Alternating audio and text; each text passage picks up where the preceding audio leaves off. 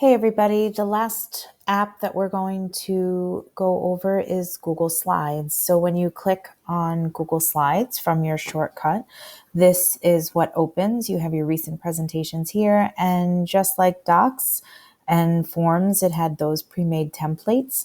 So we're just going to go ahead and start from scratch. We're going to click on a blank one, and here's where you basically decide what are you using it for and what orientation would you like it? Do you need it to simply project from the smartboard? Is it something you're going to print out as a handout that you would need to change the size and so forth? So once you decide what you're actually doing with it, you would want to set up your page. So just as we were in Google Docs, you would go to File, Page Setup. Okay, and this is where all the options are. It defaults to the widescreen. There's also another widescreen. I usually keep it on the default. Standard is where it's more boxy. Those are for the older smart boards as well. It fills, I think, more of the screen. And then custom.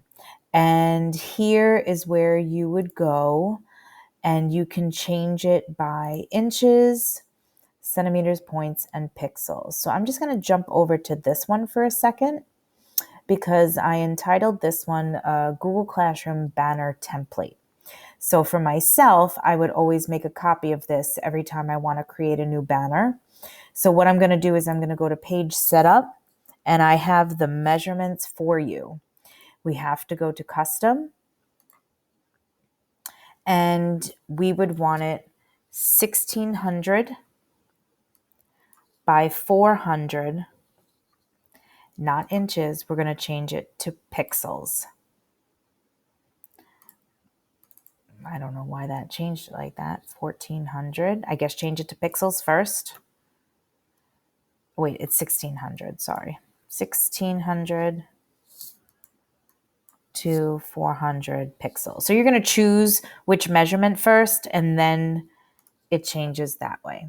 So this is the measurement. So when you would go to decorate it and everything and you go to save it, you need to save it as a picture because you're going to upload it to Google Classroom as a picture, right? So how do I go ahead and do that?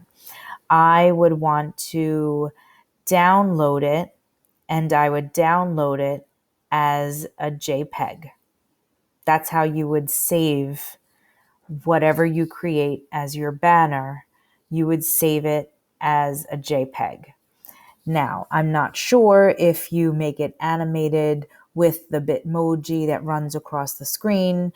I don't know how you would save it, but I did post that video the other day, so I promise you that that's something I'm going to look into because I'm a little curious. But if you're just going to create a banner, I would simply save it as a JPEG.